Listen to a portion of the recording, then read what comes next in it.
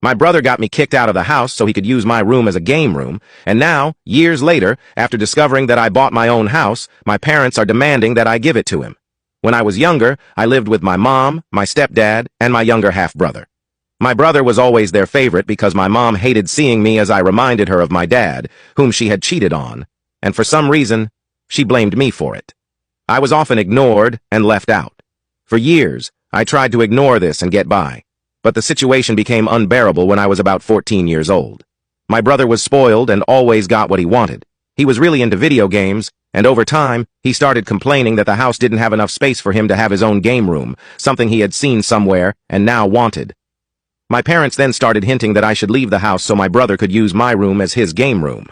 At first, I thought they were joking since they often told me to leave the house and that my presence there was useless, but then I realized they were serious.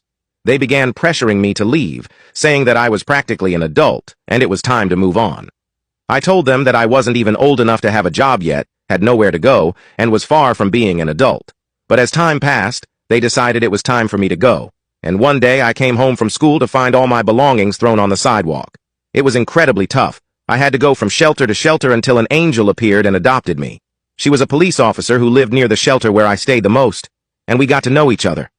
A few months later, she took me to live with her and eventually adopted me. Honestly, if it weren't for her, I don't know how I would have managed to move forward. Years went by and I did my best to move on. I worked hard, studied, and saved enough money to buy my own house with my own business. I couldn't have done it without my adoptive mother for sure, as she financed my education and helped me pay to start my business. Now that things were going well for me, I also bought a house for her so she could get out of renting. However, when my biological family found out that I had bought a house and a house for my adoptive mother, apparently because the guy who sold me the house was a friend of my family, everything got worse again. If you want to watch the part 2, click on share and more.